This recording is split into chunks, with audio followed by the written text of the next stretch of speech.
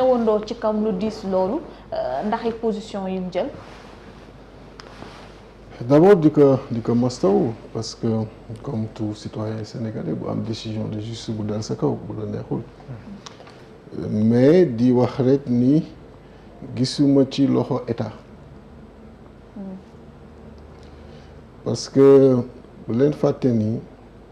man ñi ma bokkaloon sàmm sa kàddu xam nañ ko sama wax du deñ benn la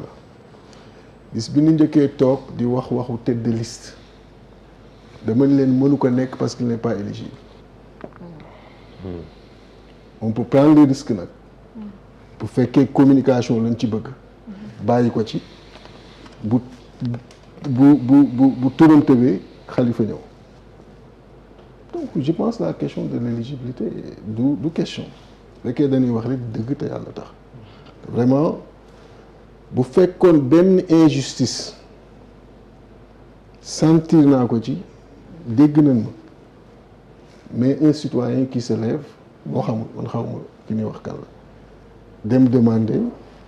pour que kii nga xam ni éligible ñu rendre sa démission ñu poser à sa démission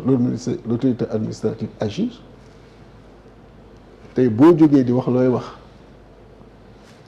citoyen boobu warul dem dénoncer Mamadou Diallo warul dem dénoncer je dois m'attaquer à ce citoyen pour lui dire que tu dois pas lire une loi l'interpréter dem dénoncer ko comme l'a dit tout à l'heure Fadilou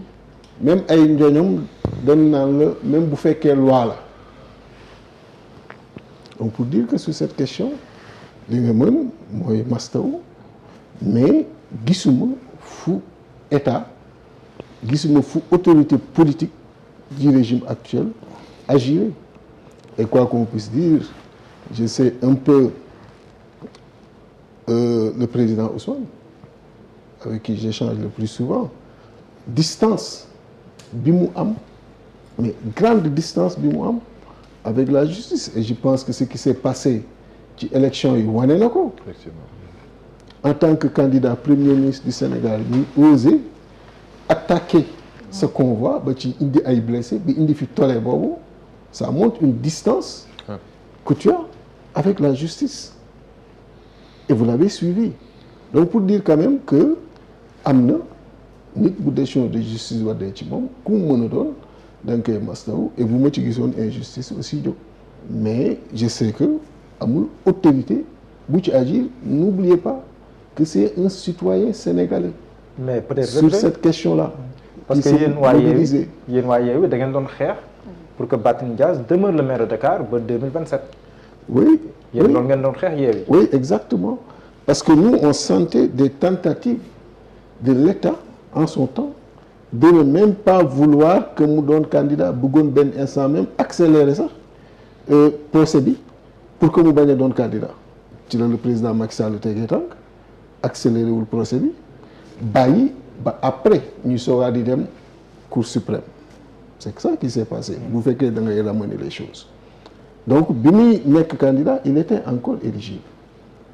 donc ça c'est la première chose donc maintenant nous ce qu'on a dit hier tout le monde aurait aimé que ça continue mais si un citoyen sénégalais se lève dem gis une loi interpréter ko interpeller l'autorité administrative qui agit qu'est-ce que tu dois dire à l'autorité administrative que tu n'agis pas qu'est-ce que tu dois dire à la justice tu n'agis pas alors que cette même justice qui est là tu l'as pas demandé d'être là derrière tes convois d'être là au niveau de la campagne parce que tu as une distance avec cette justice-là donc pour dire quand même très sincèrement gisuma loxo état loxo autorité sur ce qui s'est passé te bu ma ki gisoon aussi dénoncer ko mais gisuma ko mais je peux pas aussi venir dénoncer un citoyen sénégalais est-ce que le citoyen la mais Bayna ku ko xam ne am na proximité ak Pastef léeg-léeg sax nga dégg ni moom la ñu ngemm ngir indirectement mais loolu mission daal la doon dox bon je sais pas trop moi je sais pas en tout cas ce que je sais sur cette loi et je le dis ngeen moo génn ni même si c'est la loi ne l'oublions pas on peut pas être plus réaliste que la loi donc pour dire que loi la du discussion maintenant kan moo agir ana bonne autorité d'État Mais le préfet, un citoyen, ce n'est c'est non. autorité. Attends.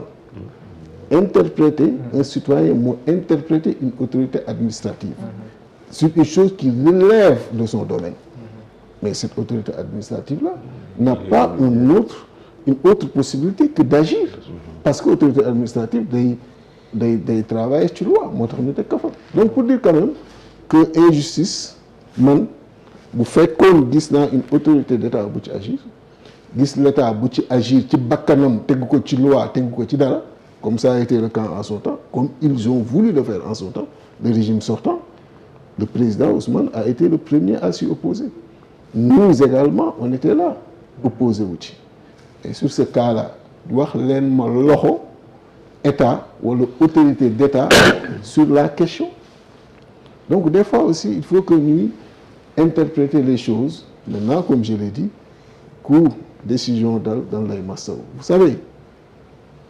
on a tellement subi d'injustice Fadel wax na ko léegi que mënuñu ko teg nit. Vous avez suivi il a fait presque 1 an en prison. Le président Diomaye Faye il a fait pratiquement 1 an est passé. 14 mois et demi. 14 mois en prison.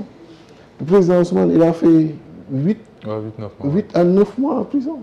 Man maa ci gën néewle j'ai fait 10 jours en prison. Au barricade de nos sièges. Tout le temps. Donc on a subi tellement d'injustice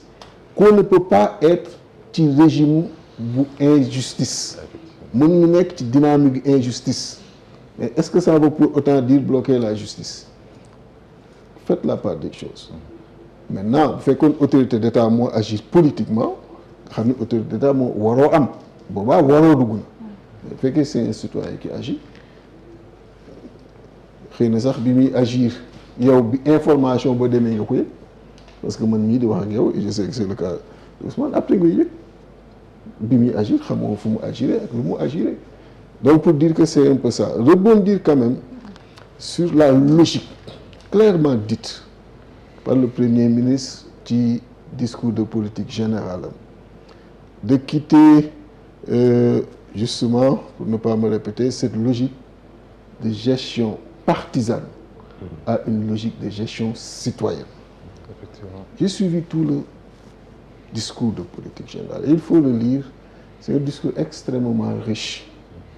c'est pas un discours d'intention tel que je le connais c'est un discours de sentiment. C'est-à-dire que c'est plus le cœur, quand il écrit, qui parle plus qu'autre chose. Et quand il dit que c'est quelqu'un d'ouvert sur ces questions-là, j'ai été le mandataire de Yewwi Askan Wi, au cœur des compositions des choses. Ouverture, concilier, amul ku ko ci gën a nekk au cœur. Am na ñu bare ñi nga xam ni buñ daan wax sax nañu ubbi ñeen li ñu bañ te ñooñu moom lañ doon attaqué moom mooy wax ni comme dañoo bëgg sa waay gagné nanu ànd ubbi convaincre waxtaan parce que c'était une opposition d'idées ba ku nekk wax la nga wax ba ñu retrouver wu ubbi ànd donc pour confirmer que quand je vois dans sa déclaration de politique générale quittant la logique de gestion partisane vers une logique de gestion citoyenne, ça confirme ce que je connais et que j'ai vécu avec lui et qui est une chose importante parce que quand même coalition parti mën na gagner mais réew ña ca réew mi koy defar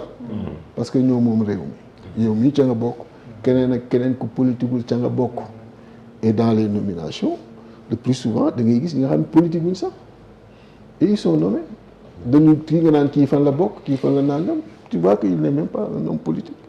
ñi nga xam ni le président de la République lui-même l'a dit am ñi xam c'est la première fois premier conseil des ministres lañu gisee alors que ce sont des ministres qu'il a lui-même nommé dañu jógee ci secteur privé bi ñi am tour ci seen domaine ainsi de suite mu jël dugal et loolu ça confirme la gestion citoyenne et non la gestion partisane et tant que ça continue ainsi ba li mu wax tout à l'heure ci déclaration ci discours à la nation un point très important quand il parlait également de l'appel à candidature avec BOM le bureau d'organisation et de méthode bi nga xam ne instruit na leen ñu travailler sur les fiches de poste pour certaines responsabilités mu mën obéir à cela et kooku c'est une avancée significative en termes d'ouverture et de participation citoyenne et il faut le relever parce que les compétences elles sont partout et elles doivent être mobilisées ñun ñëpp moom la ñu wax fépp et les compétences là lu Pastef rëy amul compétence yëpp lu PRP rëy amul compétence yëpp lu coalition bi rëy am na yeneen compétences yi nga xam ni mën nañu ñëw jóge feneen et ce sont des Sénégalais on en a besoin donc vraiment di féliciter encore le président yi nga xam ni waxee na loolu et je sais que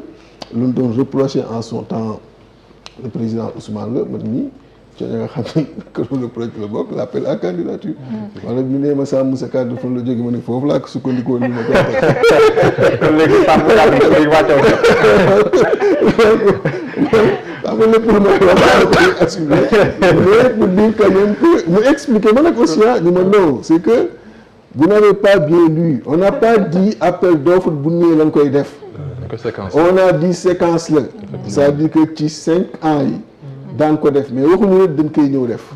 donc pour dire un peu qu'il a aussi expliqué et vraiment di féliciter le président de la République ci ouverture boobu le premier ministre qui l'a clairement dit je le rappelle encore une fois et sincèrement lisez le document de politique de déclaration de politique générale je l'ai bien lu ma nekkul woon ku pédant fii laay taxaw leen page par page parce que quand même boo dégloo xam ko gis ni xool a wax du kuy dóor donc da ngay xam ni c'est riche et que lii ñu soulever yëpp dugal na ko ci. vraiment di ko féliciter. jërëjëf président xam naa intervention bu mujj ak Thierno Lo ci cas Barthélémy Diaz bi moom la ñu tudd alors yow sa gis-gis lan na ci par rapport ak tey gis nañ ñu mujjee ak li nga xamante ni sax moo di cour